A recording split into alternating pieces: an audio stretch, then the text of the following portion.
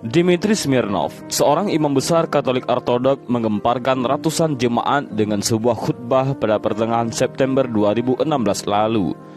Dalam khutbahnya, Dmitri Smirnov mengatakan bahwa masa depan Rusia akan menjadi milik pemeluk Islam.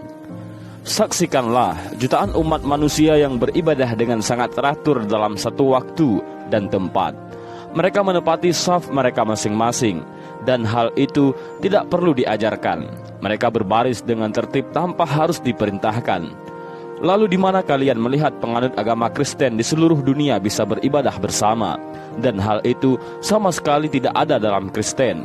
Kalian tidak akan pernah melihatnya, ujar imam besar Katolik Ortodok di depan ratusan ribu jemaatnya.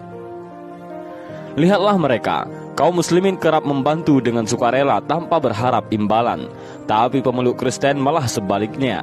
Kalian tanyakan pada wanita tua itu, katanya sambil menunjuk wanita lumpuh yang berada di gerejanya. Sang imam besar Katolik Ortodok itu mengatakan bahwa wanita tua itu mengaku setiap kali ke gereja di Moskow, wanita itu kerap mendapat jasa transportasi dari seorang pengemudi muslim. Pengemudi muslim itu selalu menolak tiap kali wanita tua itu ingin memberi bayaran atas jasanya. Menakjubkannya, pengemudi muslim itu beralasan bahwa Islam melarang untuk mengambil upah pada wanita lansia, jompo, duafa, dan anak-anak yatim di berbagai panti dan yayasan. Dmitri Smirnov telah membuktikan bahwa Islam mewajibkan umatnya untuk menghormati orang tua, terlebih lagi orang tua yang tak berdaya.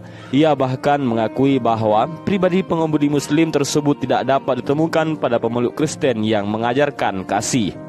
Seorang muslim justru lebih dekat dengan sang Mesia, tapi orang Kristen hanya ingin uang.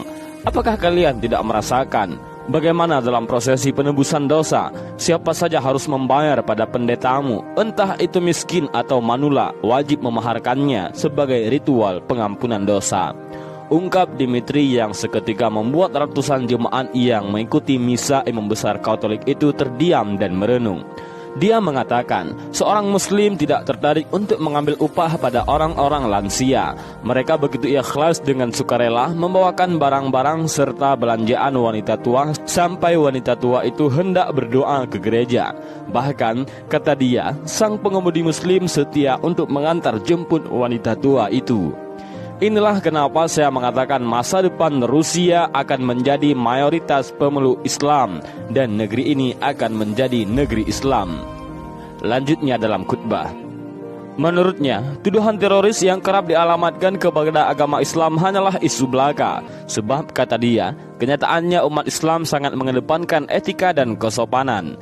Di depan jemaatnya, Dmitri mengakui bahwa meski umat Islam difitnah sebagai teroris, tapi populasi jumlah manusia yang berbondong-bondong memeluk agama Islam di Eropa dan Rusia makin ramai berdatangan ke masjid untuk memeluk Islam. Karena mu'alaf tahu betul bahwa Islam tidak sekejam yang dunia tuduhkan, lanjut Dmitri Smirnov. Dmitri melanjutkan bahwa sekarang dan selamanya masa depan Rusia akan menjadi milik umat Islam, mengingat populasi muslim di Rusia sudah mencapai 23 juta, sementara pemeluk Kristen mengalami penurunan hingga 18 juta, sedangkan sisanya masih menganut komunis. Ini sebuah fakta bahwa Islam sekarang menjadi agama terbesar di Rusia, ungkap Dmitri Smirnov. Kemudian, sang pendeta mengakhiri khutbahnya dan turun dari mimbar dengan berurai air mata, sambil meninggalkan jemaatnya yang masih terpaku dan haru. Mereka tak pernah menyangka seorang imam besar Katolik bisa mengagungkan orang Muslim. Sebahagian jamaat ada yang menangis menyadari bahwa ajaran Islam ternyata berbudi luhur dan Islam tidak layak disebut sebagai teroris.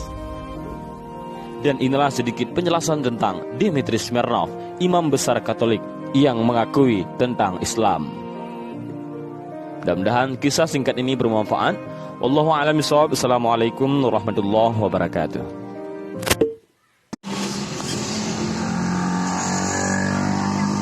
Kowe kelingan ora? Wayang iki mbiyen dienggo nyebarke agama karo Njeng Sunan Kalijaga. Lah kok dadi ana sing muni kaya ngono kuwi?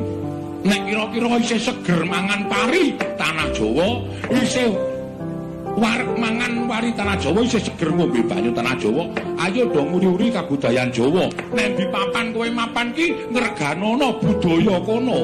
Aja kok malah tok singkang-singkang. Kowe ora ndek tangga, ora ndek kanca. Urip ki ora iso nek ora bebarengan, urip ki ora iso nek ora sesandingan. Kowe kudu duwe jati diri. Lah iki